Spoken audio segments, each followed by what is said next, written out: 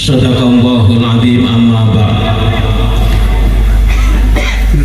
Yang kami muliakan dan yang kami hormati para alim ulama, para kiai, para ustadz, para asyatid, yang kami hormati para sesepuh dan bini sepuh, yang kami hormati para tokoh agama, tokoh masyarakat, Bapak Ibu hadirin jamaah sekalian yang sama-sama dirahmati Allah Subhanahu wa Ta'ala. Di malam dan tempat yang penuh barokah ini, izinkanlah diri kami yang dhaif ikut makmum di belakang hadirin wal hadirat dalam rangka memanjatkan puja dan puji tasyakur kehadirat Allah Subhanahu wa Ta'ala yang telah memberikan nikmat kepada kita, khususnya pada malam hari ini kita bersama-sama dapat hadir dalam rangka memperingati Isra dan Mi'rajnya baginda Rasulullah Sallallahu Alaihi Wasallam. Mudah-mudahan pertemuan kita di malam hari ini senantiasa diridhai oleh Allah Subhanahu wa Ta'ala dan menjadikan manifestasi dari takwa kita kepada Allah Subhanahu wa Ta'ala. Amin, Allahumma amin. Yang kedua, sanjungan salawat serta salam marilah kita haturkan ke pangkuan junjungan kita Nabi besar Muhammad sallallahu alaihi wasallam wa ala syairil anbiya'i wal mursalin wal malaikatil muqarrabin alaihi wassalatu wassalam wa ala alihim wa ashabihim wa tahabihim radhiyallahu ta'ala anhum. Hadirin yang dirahmati Allah Subhanahu wa Ta'ala, alhamdulillah Allah senantiasa memberikan nikmat kepada kita, khususnya di bulan yang mulia ini, yaitu bulan Rajab. Allah Subhanahu wa Ta'ala telah memberikan kepada kita umur yang panjang, sehingga bulan Rajab ini dapat kita manfaatkan sebaik mungkin untuk memperbanyak amal ibadah kita kepada Allah Subhanahu wa Ta'ala. Kenapa? Karena bulan Rajab ini adalah salah satu bulan yang disebutkan di dalam Al-Quran termasuk bulan Syahrul Hurum, bulan yang dimuliakan oleh Allah, bulan haram yang sangat dicintai oleh Allah Subhanahu wa Ta'ala. Sehingga ketika datang bulan haram, bulan Rajab ini, baginda Rasulullah Sallallahu Alaihi Wasallam berdoa memohon kepada Allah, Allahumma barik lana fi Rajab wa Sya'ban wa balighna Ramadan. Ya Allah, berkailah kami di bulan Rajab dan bulan Sya'ban, dan pertemukanlah kami di bulan Ramadan. Ini doa yang ditunggu oleh Rasulullah, sehingga 4 bulan sebelum datangnya bulan Rajab, Rasulullah Sallallahu Alaihi Wasallam menanti, sehingga di bulan Rajab ini baginda Rasul memperbanyak amaliyah-amaliyahnya, meningkatkan kualitas ibadahnya, meningkatkan kualitas sholat malamnya, meningkatkan kualitas daripada sedekahnya, meningkatkan kualitas puasa sunnahnya, sehingga 1 bulan penuh di bulan Rajab ini Rasulullah Sallallahu Alaihi Wasallam selalu meningkatkan kualitas ibadah kepada Allah Subhanahu wa Ta'ala. Ini bulan Rajab. Lah bulan Rajab ini lebih masyhur lagi karena ada peringatan Isra dan Mi'rajnya Rasulullah Sallallahu Alaihi Wasallam. Ini lebih dahsyat lagi karena peringatan Isra dan Mi'raj ini adalah menjemput Rasulullah, dipanggil oleh Allah Subhanahu wa Ta'ala untuk menerima perintah sholat 5 waktu dalam 1 hari 1 malam. Namun sebelum Isra dan Mi'raj ada peristiwa yang sangat luar biasa, peristiwa yang dialami oleh baginda Rasulullah Sallallahu Alaihi Wasallam. Rasul pada tahun ke-10 kenabian, Rasul dalam keadaan duka. Rasulullah Sallallahu Alaihi Wasallam dalam keadaan sedih, sehingga tahun itu disebut dengan tahun Amul Azmi. Amul Husni ini adalah tahun dukanya baginda Rasulullah Sallallahu Alaihi Wasallam. Sebab istri baginda Rasulullah yang sangat dicintai, Sayyidah Khadijah, dipanggil oleh Allah Subhanahu Wa Taala. Lalu yang kedua Pama, beliau dipanggil oleh Allah Subhanahu Wa Taala, Abu Thalib. Dua orang yang sangat membantu perjuangan Rasulullah Sallallahu Alaihi Wasallam dipanggil oleh Allah Subhanahu Wa Taala. Paman beliau yang selalu menjaga beliau dalam perjuangan di luar rumah, yang sangat disegani oleh kafir Quraisy, sehingga Rasulullah Sallallahu Alaihi Wasallam berjuang dengan mudahnya karena ada paman yang melindunginya. Kemudian di rumah, baginda Rasulullah Sallallahu Alaihi Wasallam setiap berkeluh kesah, ada seorang wanita yang sangat dicintainya, wanita yang sangat mencintai Rasulullah, selalu memberikan aspirasi, mendinginkan suasana ketika Rasulullah dalam keadaan sedih. Maka dua orang ini dipanggil oleh Allah Subhanahu Wa Taala. Maka di tahun ke-10 kenabian itu adalah tahun duka baginda Rasulullah Sallallahu Alaihi Wasallam. Lalu Rasulullah bingung, apa yang harus saya lakukan? Lalu Rasulullah Sallallahu Alaihi Wasallam uzlah. Rasulullah pergi dari Mekah, berjuang, meneruskan perjuangannya sampai di Taif. Taif itu dari Mekah ke Madinah kalau naik taksi kurang lebih 6 jam. Rasulullah dari Mekah ke Taif ini bukan naik kendaraan, tapi Rasulullah berjalan kaki bersama dengan anak angkatnya Zaid bin Haritsah. Ditemani oleh anak angkatnya, Rasulullah berjalan dari Mekah menuju Taif. Beliau berharap nanti pada saat di Taif beliau diterima oleh orang-orang Taif untuk berjuang, memperjuangkan agama Allah Subhanahu Wa Taala. Harapan Rasulullah begitu besar, harapan Rasulullah begitu luar biasa, bahwa sesampainya nanti Taif beliau akan diterima oleh masyarakat Taif. Tapi ternyata tidak seperti itu. Ketika beliau Rasulullah Sallallahu Alaihi Wasallam di Taif, tidak diterima dengan lapang dada, tetapi orang-orang Taif memusuhi baginda Rasulullah Sallallahu Alaihi Wasallam. Di Mekah sudah dimusuhi oleh orang-orang kafir Quraisy, sehingga lari ke Taif. Di Taif pun begitu, Rasulullah dilempari batu sampai Rasulullah keluar darah.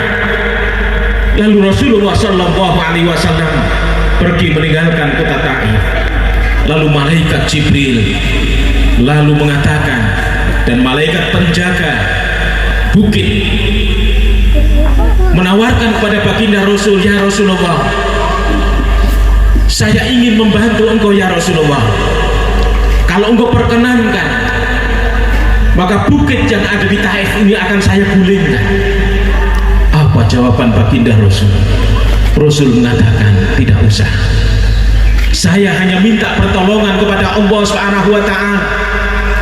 Saya tidak minta pertolongan kepada siapapun kecuali hanya kepada Allah. Dan saya mohon kepada Allah, ya Allah, hari ini orang-orang Taif tidak mau memeluk agamamu, tetapi anak cucunya nanti saya harapkan dan saya berdoa kepadamu agar nanti menjadi orang-orang yang masuk dalam agama Allah Subhanahu Wa Taala. Begitu luar biasanya Rasulullah. Rasulullah dihina, Rasulullah dicaci, bahkan dilempari batu, tetapi Rasulullah Sallallahu Alaihi Wasallam, Rasul tidak membalas apapun kecuali hanya Rasulullah berdoa memohon kepada Allah nanti anak cucunya orang-orang Taif masuk dalam agama Allah Subhanahu Wa Taala. Dan terbukti setelah sepeninggal baginda Rasulullah Sallallahu Alaihi Wasallam, orang-orang Taif memeluk agamanya Allah Subhanahu Wa Taala. Hingga saat ini Taif terkenal dengan agamis yang sangat luar biasa. Dan di Taif saat ini tanahnya begitu sangat subur. Karena di Taif ini tanaman yang paling subur adalah delima. Saya tahun 2019 kemarin 2 kali saya datang. Di Taif itu banjir dengan panen delima. Begitu luar biasanya doanya baginda Rasulullah Sallallahu Alaihi Wasallam untuk orang-orang Taif. Dari kisah inilah maka baginda Rasulullah Sallallahu Alaihi Wasallam ada kekasih Allah Subhanahu Wa Taala.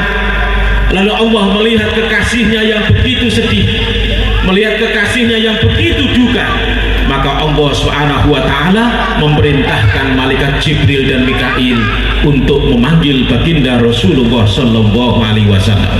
Rasul dihibur. Kemudian Rasulullah diajak dari Masjidil Haram menuju Masjidil Aqsa. Kemudian setelah dari Masjidil Aqsa, Rasulullah sallallahu alaihi wasallam diperjalankan lagi, dilihatkan surga, dilihatkan neraka. Lalu Rasulullah baru dihantarkan oleh malaikat Jibril menuju ke Sidratil Muntaha hingga ke Mustawa dalam rangka memenuhi panggilan Allah Subhanahu wa taala untuk menerima perintah sholat 5 waktu. Inilah perjalanan yang dialami oleh baginda Rasulullah sallallahu alaihi wasallam. Maka Rasulullah setelah berada di Mekah, Rasulullah ketika tidur didatangi malaikat Jibril dan Mikail. Lalu Rasulullah dikeluarkan dari rumahnya, dibaringkan di samping Ka'bah. Lalu Rasulullah sallallahu alaihi wasallam dibedah dadanya, dicuci hatinya dengan air Zam-Zam. Kemudian setelah bersih dimasukkan kembali. Setelah masuk kembali baru diisi oleh iman, Islam dan ihsan. Lalu Rasulullah sallallahu alaihi wasallam diperjalankan dari Masjidil Haram menuju ke Masjidil Aqsa. Masjidil Haram menuju Masjidil Aqsa kurang lebih 1500 kilo. Yang begitu jaraknya sangat jauh ditempuh. Mulai dari Masjidil Haram sampai ke Sidratil Muntaha hanya sepertiga malam. Ini kalau orang yang tidak beriman kepada Allah Subhanahu wa taala tidak akan percaya, tidak akan yakin, karena perjalanan ini adalah perjalanan spiritual. Otak manusia tidak nyampe. Sehingga ketika Rasulullah sallallahu alaihi wasallam setelah selesai dari perjalanan itu, orang-orang kafir jahiliyah tidak percaya, bahkan menghasut, mengadu domba sahabat-sahabat Rasulullah sallallahu alaihi wasallam, sehingga banyak juga sahabat yang tidak percaya. Karena perjalanan itu cukup hanya 1 malam dari Masjidil Haram menuju ke Sidratil Muntaha. Kalau dihitung dari Masjidil Haram menuju Masjidil Aqsa itu 1500 km, ditempuh dalam jangka berapa hari? Kurang lebih 6 hari. Itu dengan kuda yang sangat cepat. Kemudian dari Masjidil Aqsa menuju ke Sidratil Muntaha ini ditempuh berapa lama? Kalau akal tidak akan bisa menerima. Tetapi ini adalah perjalanan ruhaniyah, yang menjalankan adalah Allah Subhanahu wa taala, maka tidak ada yang tidak bisa. Kalau Allah sudah mengatakan kun fayakun, apapun pasti akan terjadi. Oleh karena itulah perjalanan Isra dan Mi'raj ini adalah pelajaran yang sangat penting bagi kita. Yang pertama, ketika baginda Rasulullah sallallahu alaihi wasallam berharap agar orang Taif masuk dalam agamanya Allah, ternyata Rasulullah sallallahu alaihi wasallam nyampe di sana, orang-orang Taif malah memusuhinya. Ini adalah pelajaran penting bahwa kita tidak bisa bersandar pada otak kita, tetapi kita bersandar hanya kepada Allah Subhanahu wa taala. Maka manusia bisa berencana, tapi yang menentukan adalah Allah Subhanahu wa taala. Pelajaran yang pertama. Kemudian setelah itu, baginda Rasulullah sallallahu alaihi wasallam adalah manusia yang paripurna. Rasul adalah manusia yang maksum. Rasul tidak pernah punya dosa. Bahkan Rasul sudah dijamin oleh Allah masuk ke dalam surga. Tetapi kenapa malaikat Jibril dan Mikail membedah hati Rasulullah sallallahu alaihi wasallam? Ini ada pelajaran yang sangat luar biasa yang harus kita amalkan dalam kehidupan kita. Apa itu pelajarannya? Pelajaran yang pertama, kalau kita ingin berjumpa dengan Allah Subhanahu wa Ta'ala, ketika kita mau Mi'raj, harus kita bersihkan terlebih dahulu hati kita. Ini pelajaran yang sangat penting. Kalau hati kita belum kita bersihkan, maka tidak mungkin bisa berjumpa dengan Allah Subhanahu wa Ta'ala. Tidak mungkin bisa audiensi dengan Allah Subhanahu wa Ta'ala. Sholat 5 waktu yang dituntunkan oleh Rasulullah Sallallahu Alaihi Wasallam. Sholat adalah mi'rajnya orang Islam. Ketika kita mi'raj, hati kita harus kita bersihkan terlebih dahulu, baru kita melaksanakan ibadah sholat. Maka sholat itu, kalau kita sudah berdiri, kemudian kita mengangkat tangan kita mengucapkan Allahu Akbar, berarti semua kecil tidak ada artinya di hadapan Allah Subhanahu wa Ta'ala. Yang besar adalah Allah Subhanahu wa Ta'ala. Gak ada yang besar kecuali Allah. Pangkat, jabatan, kedudukan, harta, rumah, mobil mewah kita, semua kecil. Yang besar adalah Allah Subhanahu wa Ta'ala. Maka ketika kita menjalankan Mi'raj, ketika kita sholat, sudah niat usolli fardhu subhi, kita niat sholat subuh 2 rakaat, kemudian kita ikrar di hadapan Allah Subhanahu wa Ta'ala, inna sholati wa nusuki wa mahyaya wa mamati lillahi rabbil alamin. Kita berjanji di hadapan Allah, sesungguhnya sholatku, ibadahku, matiku, hidupku hanya untukmu ya Allah. Sudah seperti itu, Bu? Sudah, Pak? Ketika kita ikrar di hadapan Allah, sudahkah kita melaksanakan itu semua? Ini yang harus kita ambil pelajaran dalam memperingati Isra dan Mi'raj. Karena sholat itulah yang nanti yang akan pertama kali dihisab oleh Allah Subhanahu wa Ta'ala. Jadi nanti ibu-ibu dipanggil oleh Allah, bapak dipanggil oleh Allah Subhanahu wa Ta'ala. Ketika nanti di akhirat, awalu yuhasabu, jadi yang paling pertama kali dihisab adalah amalan sholat kita. Ini yang pertama kali.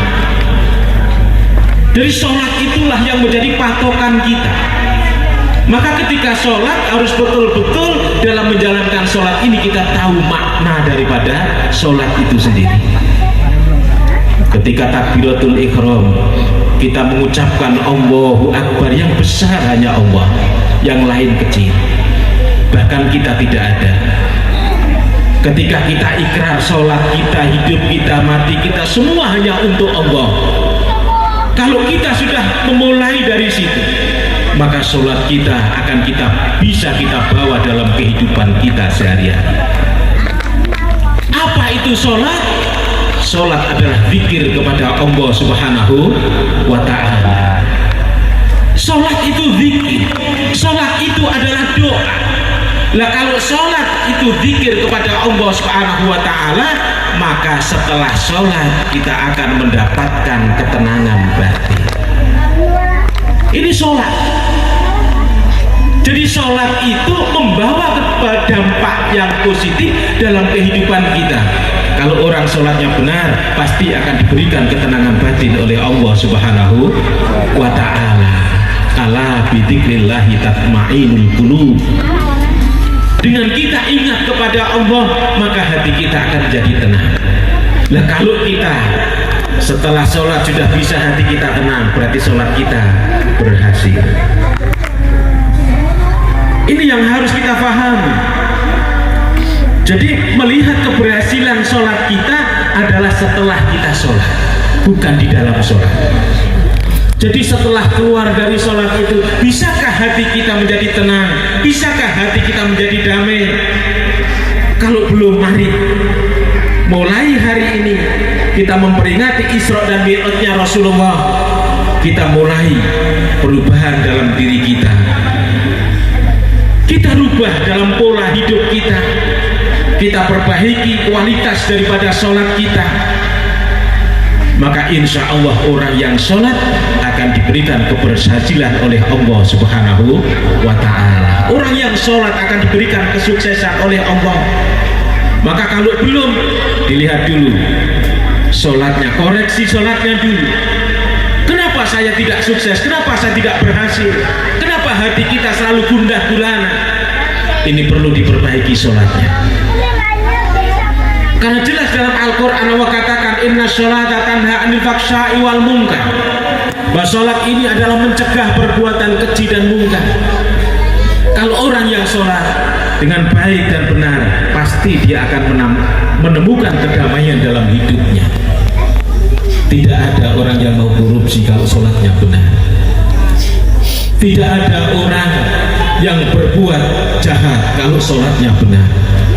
Tidak ada orang yang saling memfitnah antara satu dengan yang lainnya kalau sholatnya benar.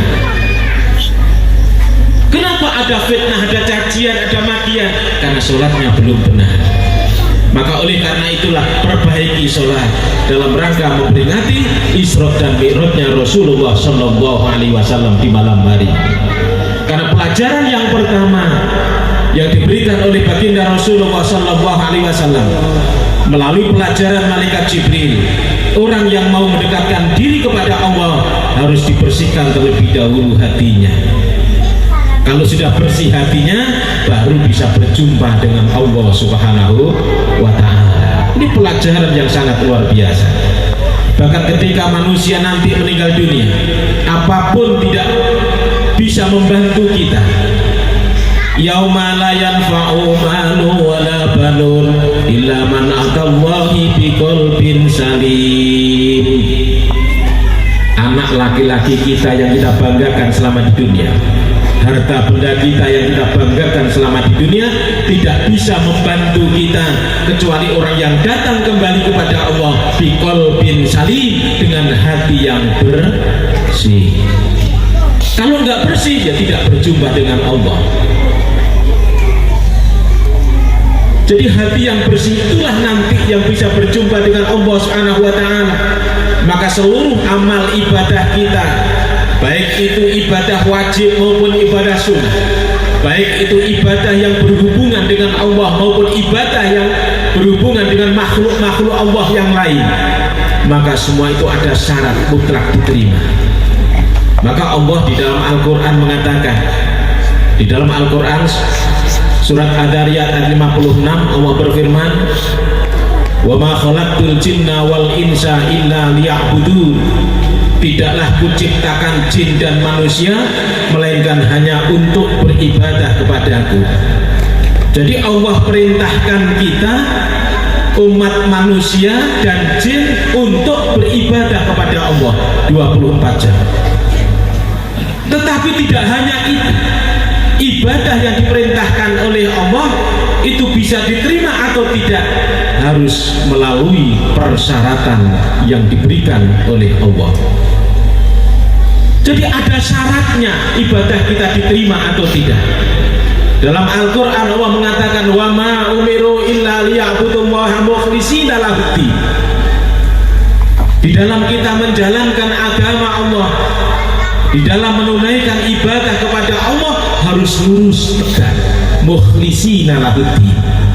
Kalau sudah mukhlishina lahud-din, maka ibadah kita diterima oleh Allah Subhanahu wa Ta'ala. Harus ikhlas karena Allah Subhanahu wa Ta'ala. Kita datang memenuhi undangan memperingati Isra dan Mi'raj. Kalau tidak ikhlas, ya tidak ada artinya. Tapi kalau ikhlas karena Allah Subhanahu wa Ta'ala, maka kita di sini dijaga oleh malaikat. Karena setiap majelis Allah turunkan malaikat-malaikatnya, 700 diturunkan ke sini untuk mendampingi kita semua, mendoakan kita semua. Setelah selesai, kita dihantarkan oleh malaikat-malaikat Allah sampai di rumah kita. Jadi 700 malaikat diturunkan dan nanti akan mendoakan kita semua.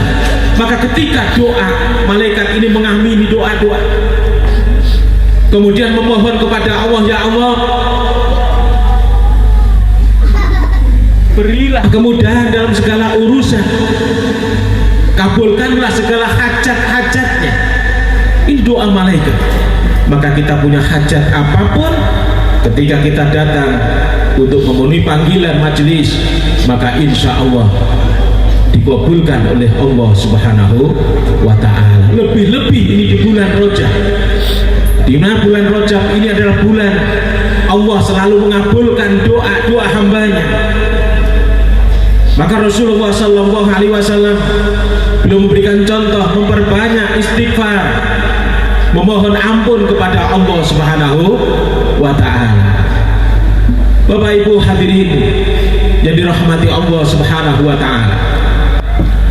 Kemudian pelajaran yang kedua, setelah Rasulullah Sallallahu Alaihi Wasallam dibersihkan hatinya, maka Rasulullah diperjalankan dari Masjidil Haram menuju Masjidil Aqsa. Ini adalah pelajaran yang sangat penting. Kenapa? Ketika Rasulullah hatinya gundah gulana, ketika Rasulullah dalam keadaan duka, Rasulullah tidak diajak ke mall, Rasul tidak diajak ke Bali, Rasul tidak diajak untuk rekreasi, tapi Rasulullah Shallallahu Alaihi Wasallam diajak dari masjid menuju masjid. Ternyata masjid itulah tempat untuk menenangkan jiwa. Masjid adalah tempat untuk menenangkan hati. Maka ketika hati kita gundah gulana, datang ke masjid, kita ambil air wudhu, kemudian sholat 2 rakaat. Setelah itu kita zikir kepada Allah Subhanahu wa ta'ala, maka insya Allah hati kita akan menjadi tenang. Maka pelajaran ini penting bagi kita. Kenapa Rasulullah setelah dibedah hatinya, kemudian Rasulullah dibawa dari Masjidil Haram menuju Masjidil Aqsa? Karena masjid itulah tempat untuk menenangkan jiwa manusia. Maka jangan sampai kita alergi dengan masjid. Sholat berjamaah di masjid atau di musola, lebih-lebih sholat subuh, ini begitu besar pahalanya. Ketika kita mendirikan sholat subuh, lalu setelah sholat subuh kita iktikaf menunggu waktu sholat isyraq. Setelah kita melaksanakan sholat isyraq pulang, nyampe di rumah kurang lebih setengah jam, sudah waktunya sholat duha. Ini begitu luar biasa pahala Allah Subhanahu wa ta'ala.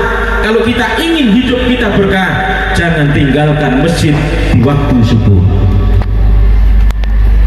Ini keberkahan diturunkan oleh Allah Subhanahu wa ta'ala. Maka sholat subuh berjamaah dilanjutkan dengan sholat isyraq, maka pahalanya sama dengan melaksanakan ibadah haji ataupun umroh dengan sempurna. Itu sholat isyraq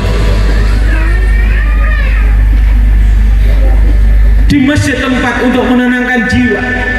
Kalau kita sudah berada di masjid dengan zikir kepada Allah Subhanahu wa ta'ala, maka insya Allah akan diberikan ketenangan batin oleh Allah Subhanahu wa ta'ala. Ini pelajaran yang kedua.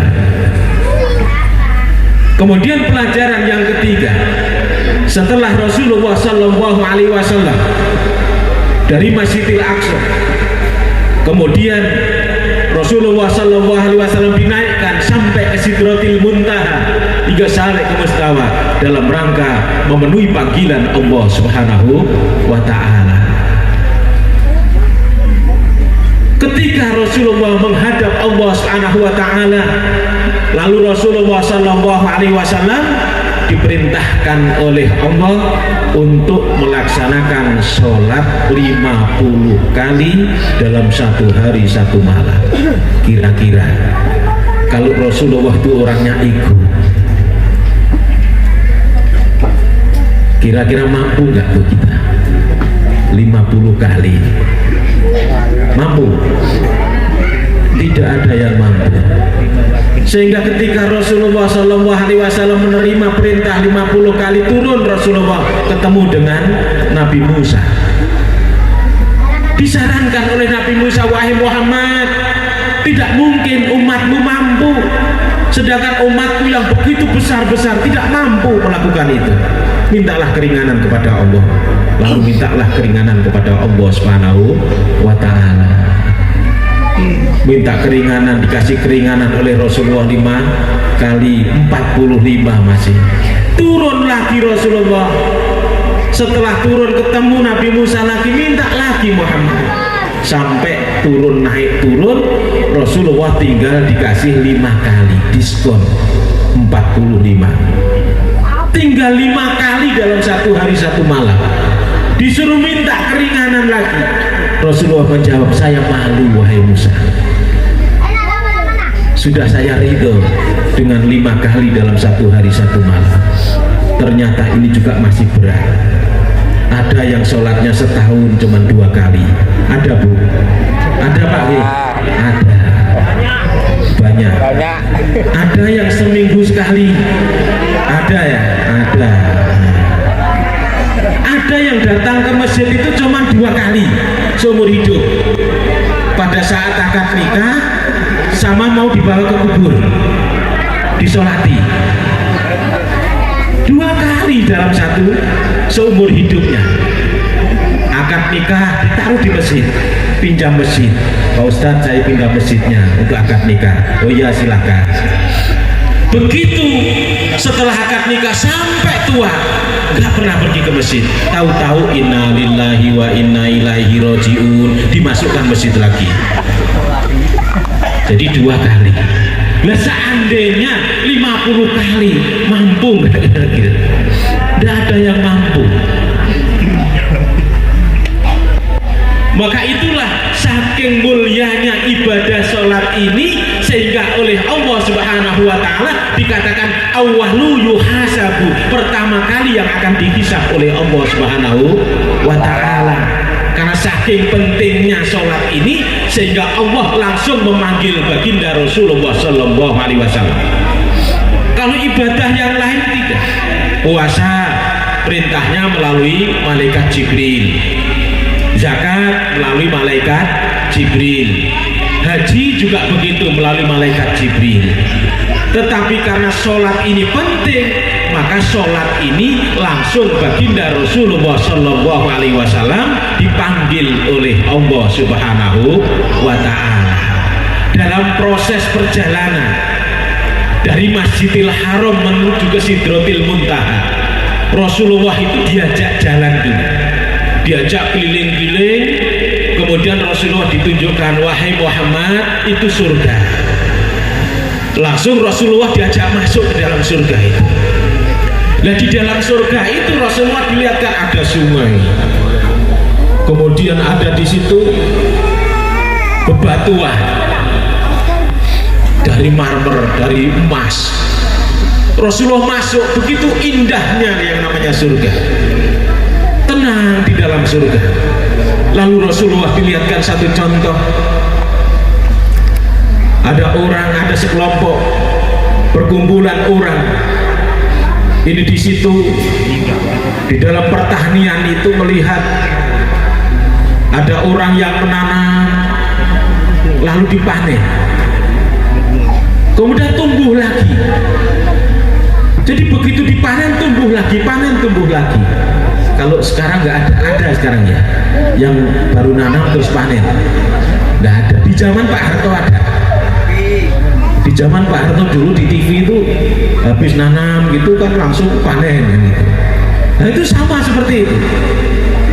Rasulullah tanya, wahai Jibril, ini contoh siapa? Itu Muhammad, contoh umatmu yang ketika di dunia dia gemar untuk sedekah. Jadi orang yang gemar bersedekah itu nanti pada saat di surga diibaratkan sama dengan orang yang menanam lalu dipotong tumbuh lagi, nanam potong tumbuh lagi, seperti itu. Dan banyak contoh-contoh yang diberikan Rasulullah Sallallahu Alaihi Wasallam dalam surga itu. Lalu Rasulullah setelah di surga ini kenal, lalu Rasul tunjukkan Muhammad itu loh neraka. Rasulullah nggak berani masuk, di luar. Lalu Rasulullah melihat di dalam neraka itu ada seorang wanita yang dicantor rambutnya, kemudian kakinya ditaruh di atas, ditali dengan rantai. Lalu Rasulullah bertanya, wahai malaikat Jibril, Itu apalagi ada wanita yang dicantur rambutnya. Kata malaikat Jibril, itu contoh umatmu Muhammad yang ketika di dunia dia selalu melihatkan rambutnya kepada selain muhrimnya. Keluar rumah tanpa membawa hijab, rambutnya dilihatkan kepada selain muhrimnya. Maka di sana dilihatkan oleh Rasulullah SAW wanita yang dicantur rambutnya. Dilihatkan lagi oleh malaikat Jibril, ada seorang wanita yang diikat kakinya diikat dari rantai panas dari neraka. Kemudian malaikat Jibril melihatkan itu kepada baginda Rasul bertanya, wahai Jibril, itu siapa? Itu adalah contoh umatmu Muhammad ketika di dunia dia keluar rumah tanpa seizin suaminya.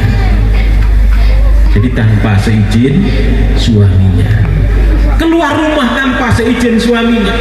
Maka di sana nanti dilihatkan wanita diikat dengan rantai yang sangat panas dan neraka. Ada lagi orang yang lidahnya panjang kemudian dipotong, setelah dipotong keluar lagi, dipotong lagi, terus seperti itu. Rasulullah bertanya, itu contoh siapa? Itu contoh umatmu Muhammad. Itu seorang ustaz yang ketika dia berpidato, ketika dia ceramah, selalu memfitnah yang lain, selalu mengotori mulutnya dengan bahasa-bahasa cacian. Maka nanti akan dipotong lidahnya, keluar dipotong lidahnya. Maka orang yang menyampaikan mau'idhah hasanah ini harus dulu dikerjakan. Mengajak orang puasa sunnah tapi tidak pernah puasa sunnah, mengajak orang sholat malam tetapi nggak pernah sholat malam. Maka dakwah yang pertama adalah dakwah pada keluarga.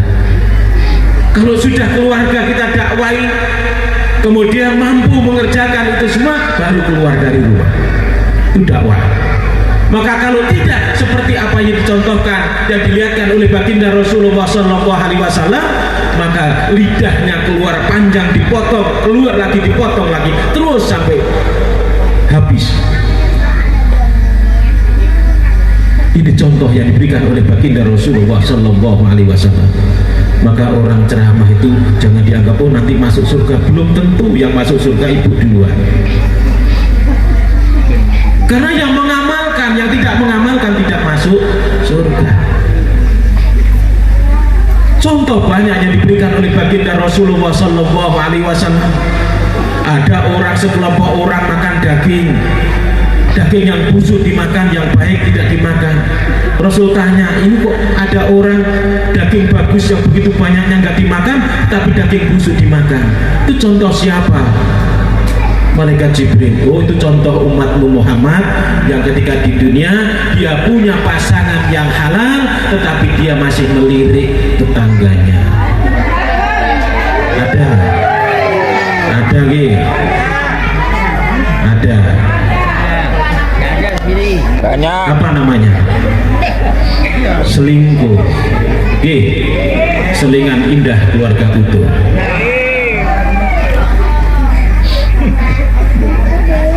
Ada Bu? Ada. Mana? Orangnya pakai apa? Baju apa? Carai. Di foto. Carai.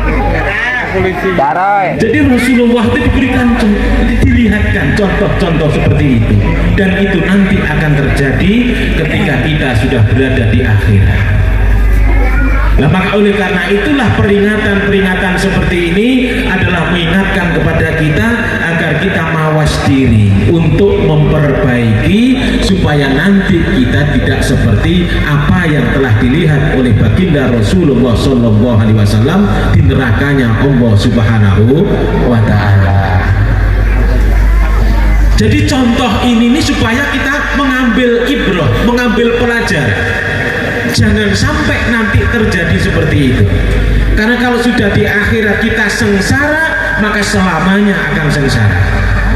Kalau di dunia sengsaranya ada batas waktu. Berapa lama kita hidup di dunia? Kita miskin misalnya, di dunia paling berapa lama sih kita miskin di dunia? Tidak lama. Kita sengsara di dunia tidak lama karena ada batas waktunya. Tetapi kalau kita sengsara di akhirat, selamanya kita akan sengsara. Maka oleh karena itulah pelajaran-pelajaran ini mari kita ambil hikmahnya. Yang baik mari kita kerjakan, yang jelek mari kita tinggalkan. Itulah takwa. Karena nanti kita semua tidak ada yang hidup kekal di dunia. Karena hidup di dunia ini ada expirednya, ada jangka waktunya. Makanya ketika Allah Subhanahu wa Ta'ala menciptakan manusia, ketika ruh kita yang berada di Lauhul Mahfuz dipanggil oleh Allah, wahai ruh, sanggupkah engkau keturunkan ke dunia? Maka ruh kita mengatakan, qalu bala sahibna, sendika dawuh Gusti, saya siap mengemban amanah yang diberikan kepada kami karena engkau adalah Tuhan kami. Ini ruh kita. Lalu setelah itu ditanya lagi, ruh, kamu berapa lama mau hidup di dunia? Ada yang jawab 50 tahun, ada yang jawab 55, ada yang jawab 60, ada yang jawab 70 tahun. Ibu jawab berapa tahun? Ada yang ingat? Bapak-bapak ada yang ingat? Berapa tahun dulu? Gak ada. Karena ini adalah rahasia Allah Subhanahu wa Ta'ala. Kita jawab 50 tahun karena itu adalah rahasia Allah. Kita tidak tahu kapan kita akan dipanggil oleh Allah Subhanahu wa Ta'ala. Seandainya kita tahu, seandainya kita paham kapan kita harus dipanggil oleh Allah, mungkin barangkali 1 tahun sebelumnya kita sudah nggak bisa makan dan minum, tidak bisa tidur. Contoh orang yang dihukum mati. Orang yang dihukum mati itu 6 bulan sebelumnya itu sudah tidak bisa apa-apa. Dia hanya baca Quran, sholat, suruh makan nggak mau. Kenapa? Karena sudah tahu kapan dia akan mati. Maka oleh karena itulah rahasia Allah Subhanahu wa Ta'ala. Mudah-mudahan Allah memberikan umur panjang kepada kita dan kita bisa manfaatkan untuk beramal yang sebaik-baiknya, beramal yang sebanyak-banyaknya. Amin, Allahumma amin. Hadirin yang dirahmati Allah Subhanahu wa Ta'ala. Setelah Rasulullah Sallallahu Alaihi Wasallam, setelah Mi'raj, kemudian Rasulullah pulang ke rumah. Nyampe di rumah, cerita kepada Siti Aisyah, cerita kepada putrinya, citra kepada istrinya. Dalam cerita itu Rasulullah itu menangis. Rasulullah karena melihat ketika di neraka, melihat banyak hal diceritakan pada putrinya, lalu putrinya menangis terseduh-seduh. Dia tidak bisa makan dan minum karena melihat begitu dahsyatnya yang namanya di neraka. Maka Rasulullah Shallallahu Alaihi Wasallam berpesan, wahai Aisyah, ada 4 hal yang aku pesankan kepadamu. Apa itu ya Rasulullah? Setiap kamu menjelang tidurmu, bacalah Al-Quran, khatamkan Al-Quran. Yang kedua, menjelang tidurmu, tunaikan ibadah haji dan umroh. Kemudian yang ketiga, sebelum tidurmu, mintalah syafaat kepada para nabi dan rasul. Kemudian yang keempat, mintalah ridho dari kaum muslimin dan muslimat. Putrinya mendengar seperti itu kaget. Apa mungkin dalam waktu yang begitu singkat saya suruh menghatamkan Al-Quran, suruh melaksanakan ibadah haji dan umrah, suruh minta syafaat kepada seluruh malaikat, seluruh nabi dan rasul, dalam waktu yang singkat suruh minta ridho dari kaum muslimin dan muslimat. Setelah itu Rasulullah tersenyum, wahai Aisyah, kalau kau ingin menghatamkan Al-Quran, cukup membaca surat Al-Ikhlas 3 kali. Hafal bu? Hafal? Dibaca enggak? Kapan? Mau tidur? Kalau ingin kita menghatamkan Al-Quran, sebelum tidur baca surat Al-Ikhlas 3 kali. Kemudian kalau kita ingin pahala ibadah haji dan umrah, bacalah subhanallah walhamdulillah wala ilaha illallah wallahu akbar. Ini dibaca 3 kali, maka sama dengan pahalanya ibadah haji dan umrah. Kalau ibu sakit kepala, pegang di sini dua-duanya sambil baca 31 kali subhanallah walhamdulillah wala ilaha illallah wallahu akbar wala haula wala quwata illa billahil aliyil azim. Sembuh penyakit kepala. Jadi sambil dipegang, tangannya 2, sini dipegang sama sini dipegang, sambil di jatuh ini, insya Allah nanti akan sembuh.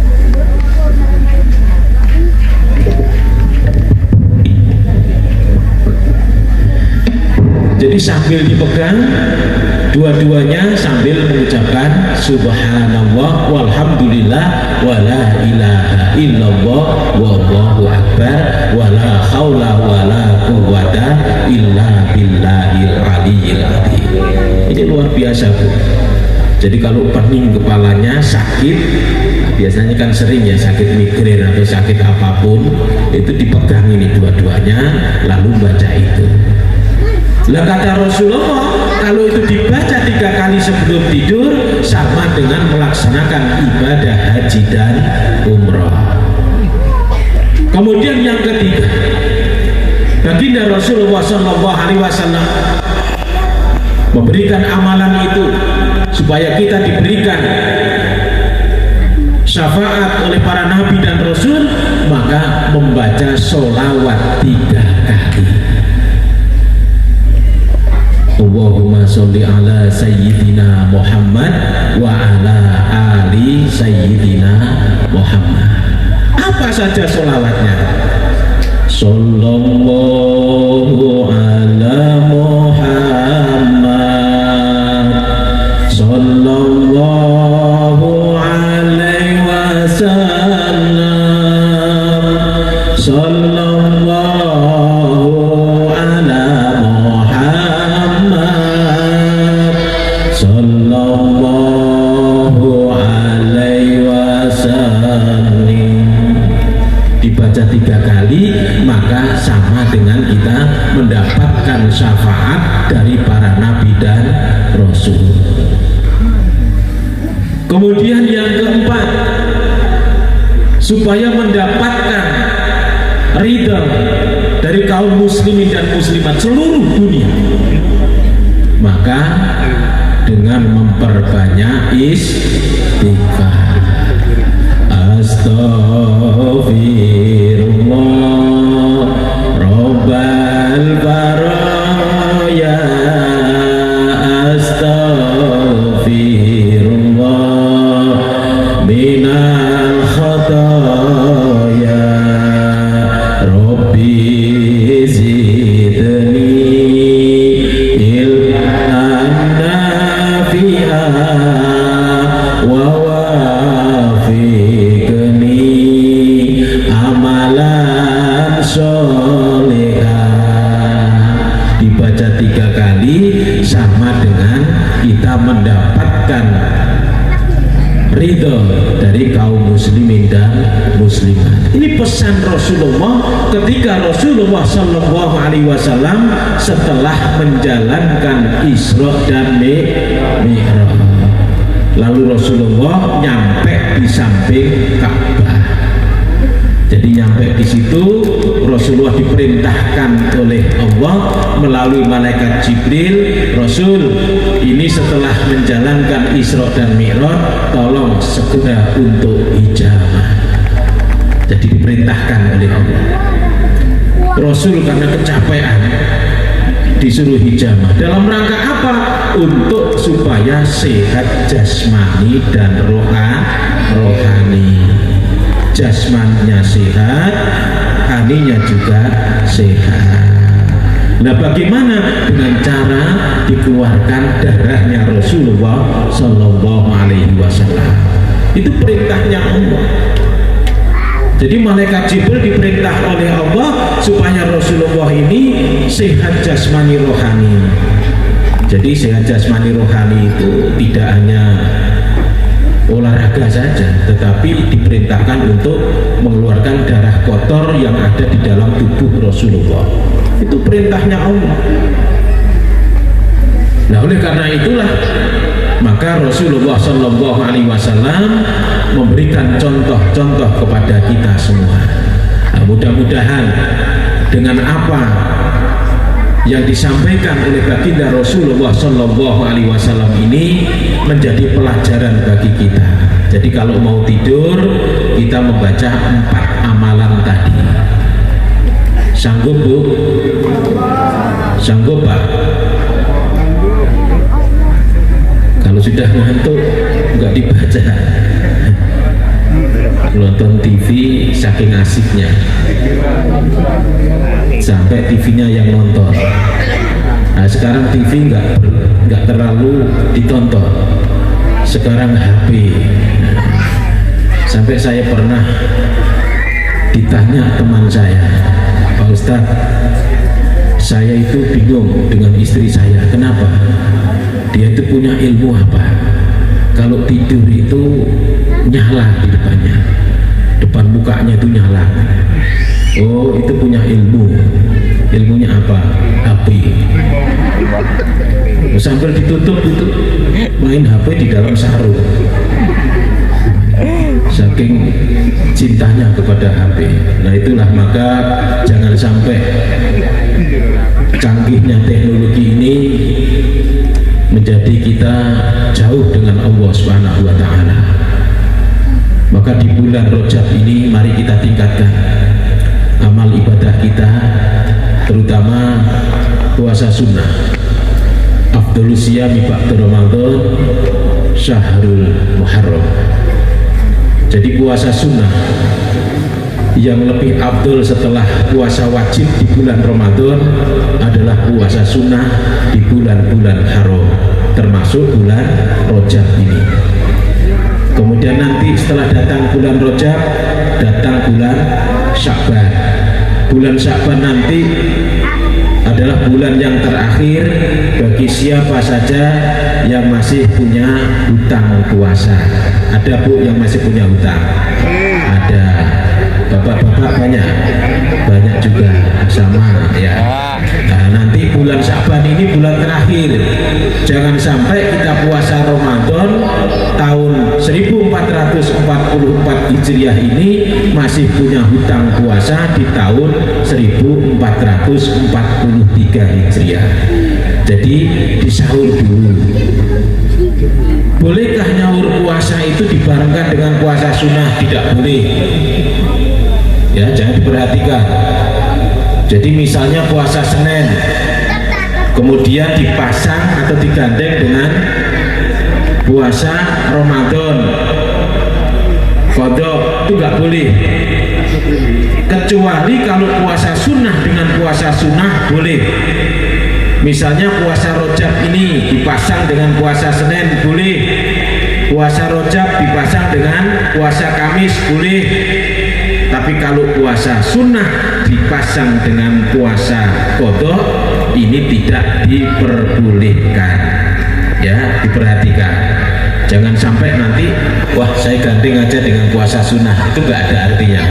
Jadi puasa sunnahnya yang diterima, wajibnya tidak diterima, masih tetap punya hutang puasa. Dan bulan Rajab ini adalah bulan istighfar, bulan memohon ampun kepada Allah Subhanahu wa Ta'ala. Syahrullah, bulannya Allah Subhanahu wa Ta'ala, sehingga Allah di bulan ini selalu memberikan keberkahan kepada setiap hamba-hamba Allah yang mau beribadah kepada Allah Subhanahu wa Ta'ala. Dan mudah-mudahan sisa bulan Rajab ini dapat kita manfaatkan sebaik mungkin dalam rangka untuk meningkatkan kualitas ibadah kita kepada Allah Subhanahu wa Ta'ala. Karena ibadah di bulan Rajab ini pahalanya dilipat gandakan sampai 10 kali, dan berbuat maksiat pun juga akan ditingkatkan dosanya 10 kali lipat. Maka jangan sampai kita di bulan Rajab ini melakukan hal-hal yang dilarang oleh Allah Subhanahu wa Ta'ala. Aurat tetap ditutup sampai kita tidak menutup aurat, seperti apa yang dikatakan oleh baginda Rasul yang dilihatkan oleh Rasulullah Shallallahu Alaihi Wasallam ketika beliau Rasulullah dalam keadaan mikrot itu.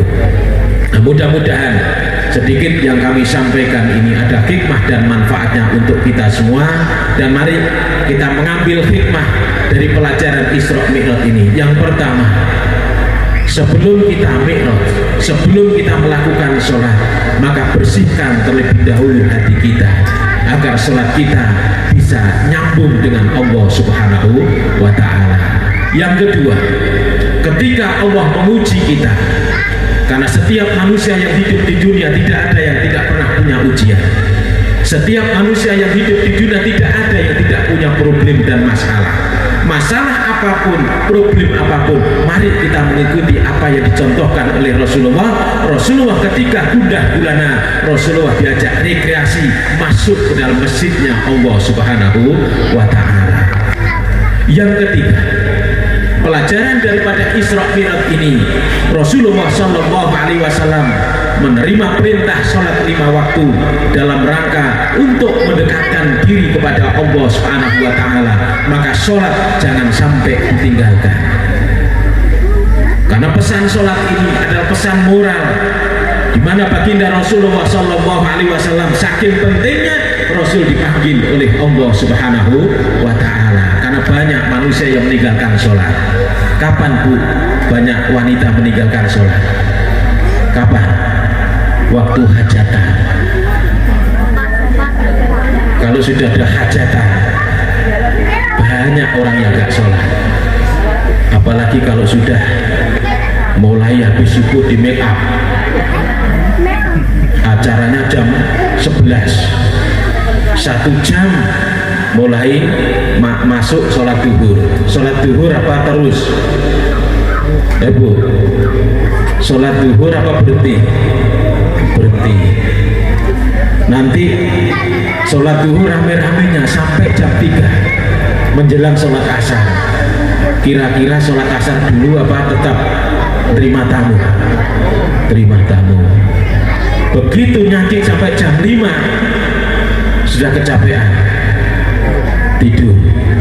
Ya, maghrib tidur, isya ketiduran nanti sampai subuh kesiangan. Kadang sholatnya subuh aja niatnya salah, saking buru-buru sudah kelihatan matahari, usolli fardhu subuh kesiangan. Allahu Akbar.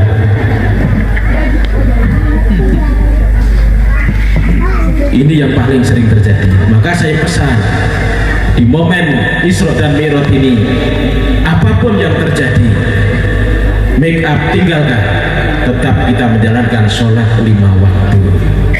Karena itulah keberkahan hidup kita. Kalau kita ingin hidup kita berkah, jaga sholat 5 waktu, pasti hidup kita akan diberkahi oleh Allah Subhanahu wa Ta'ala. Karena ketika Bilal memanggil hayya 'ala sholat, laksanakan sholat. Hayya 'alal falah, kita dinanti untuk menuju kepada kesuksesan. Maka ada orang sholat tidak benar, tidak akan sukses. apalagi tidak melaksanakan sholat, tidak akan sukses.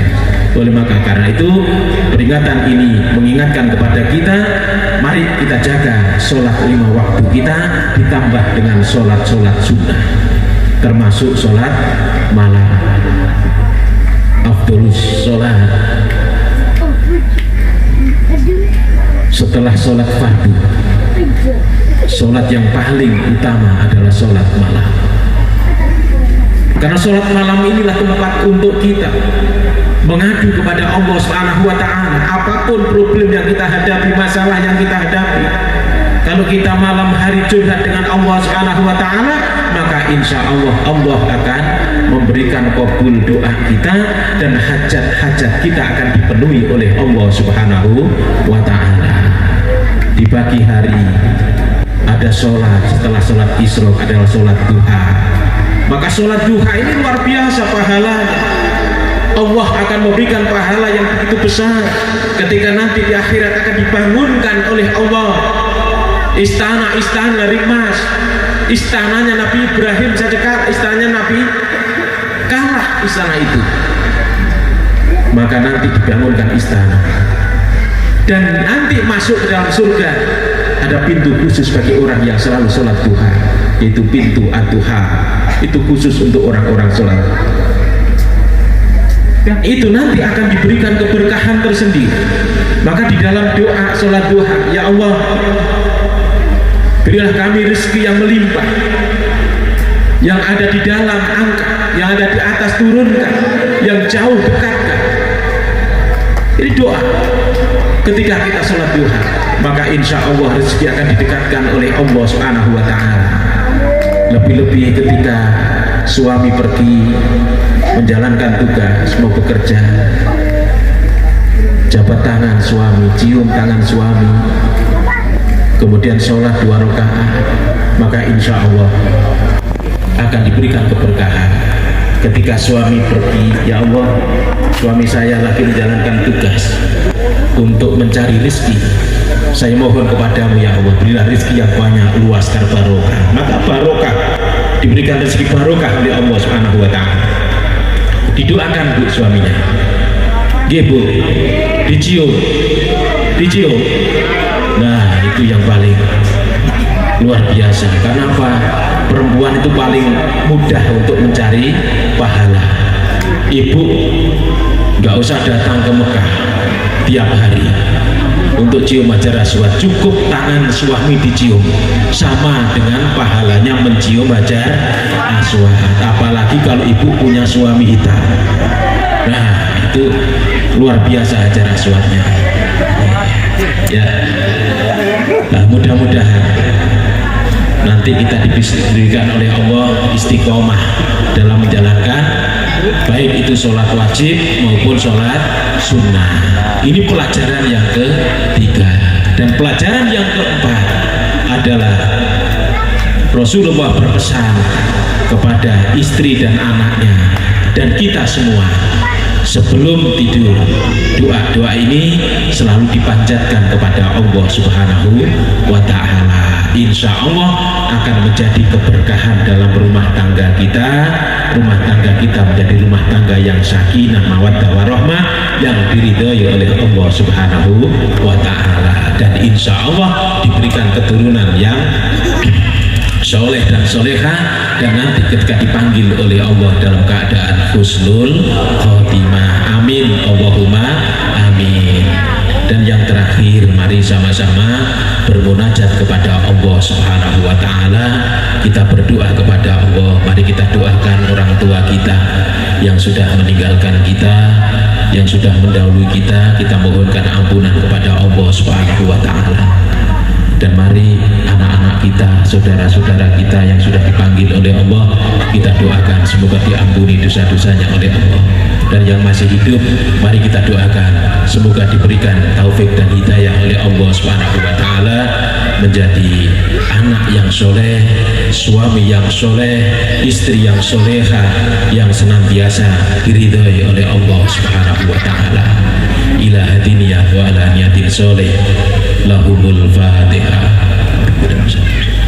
Iyyaka na'budu wa iyyaka nasta'in ihdinas siratal mustaqim siratal ladzina an'amta 'alaihim ghairil maghdubi 'alaihim waladdallin. Sambil kita angkat tangan kita mohon kepada Allah Subhanahu wa taala. Kita ingat dosa-dosa kita kepada orang tua kita, dosa-dosa kita kepada Allah, dosa-dosa kita kepada Rasulullah, dosa kita kepada saudara-saudara kita, kepada anak-anak kita. Mari kita istighfar, memohon ampun kepada Allah, karena dengan istighfar itulah nanti Allah akan memudahkan doa kita diangkat oleh Allah Subhanahu wa taala. Dengan istighfar maka kita dimudahkan urusan-urusan kita oleh Allah Subhanahu wa taala. Dan mari kita sama-sama memohon kepada Allah Subhanahu wa taala, karena kita tahu mungkin barangkali sejak kita remaja kita belum pernah bisa membahagiakan orang tua kita. Bahkan kita sering menyakiti hati kedua orang tua kita. Maka saat inilah kita mohon kepada Allah, ya Allah, ibu saya sudah kupanggil, bapak saya sudah kupanggil, saya belum pernah sempat untuk memberikan kebahagiaan, bahkan saya tergolong anak yang durhaka. Saya mohon kepadamu, ya ampuni dosa orang tua kami. Ayo sama-sama istighfar. Astaghfirullah Rabbal baraya, astaghfirullah minal khadaya, astaghfirullah. Bismillahirrahmanirrahim. Allahumma shalli ala sayyidina Muhammad wa ala ali sayyidina Muhammad. Alhamdulillahirabbil alamin. Wassalatu wassalamu ala asyrafil anbiya'i wal mursalin sayyidina wa maulana Muhammad wa ala alihi wa sahbihi ajma'in. Allahumma ya Allah, di malam yang mulia ini kami bersikuh di hadapan-Mu ya Allah. Ampuni dosa kedua orang tua kami ya Allah. Ampuni dosa bapak kami ya Allah, yang telah mencarikan nafkah kepada kami siang dan malam, panas, hujan, hingga tidak kenal dengan Engkau ya Allah. Untuk itu ampuni bapak kami ya Allah. Allahumma ya Allah, ampuni ibu kami ya Allah, yang telah mengandung kami selama 9 bulan. Kami belum pernah membahagiakan ibu kami ya Allah. Kami selalu menyakiti hatinya ya Allah. Kami selalu berkata kotor kepadanya ya Allah. Untuk itu ampuni ibu kami ya Allah. Allahumma rabbana ighfir lana dzunubana wa liwalidina warhamhum kama rabbana saghira. Allahumma rabbana taqabbal minna innaka antas samiul alim wa tub alaina innaka antat tawwabur rahim. Allahumma ya Allah, ampuni dosa suami kami, ampuni dosa istri kami, ampuni dosa anak-anak kami ya Allah. Jangan jadikan anak-anak kami menjadi neraka bagi kami ya Allah. Jadikanlah anak-anak kami menjadi surga bagi kami orang tua ya Allah. Allahumma rabbana dzalamna anfusana wa illam taghfir lana wa tarhamna lanakunanna minal khasirin. Rabbana hab lana min azwajina wa dhurriyyatina qurrata a'yun waj'alna lil muttaqina imama. Rabbana atina fid dunya hasanah wa fil akhirati hasanah wa qina adzabannar.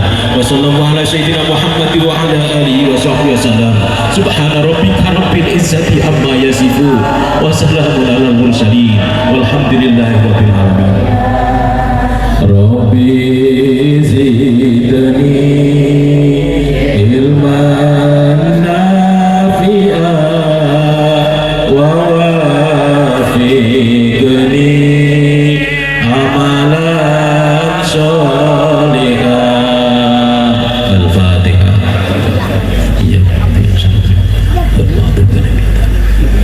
Bapak Ibu hadirin yang dimuliakan Allah Subhanahu wa taala, demikian yang dapat kami sampaikan. Semoga sedikit ini menjadi hikmah untuk kita semua, dan mari kita amalkan dalam kehidupan kita sehari-hari, sehingga kita tergolong menjadi manusia yang dicintai oleh Allah Subhanahu wa taala. Sekian segala salah dan khilaf, dohir batin, mohon maaf yang sebesar-besarnya. Wallahul muwaffiq ila aqwamit thoriq. Wassalamualaikum warahmatullahi wabarakatuh. Waalaikumsalam.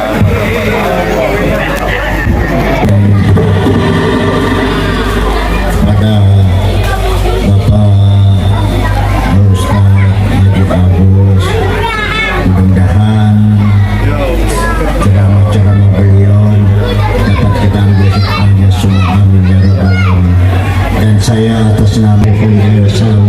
warahmatullahi wabarakatuh. Waalaikumsalam warahmatullahi wabarakatuh.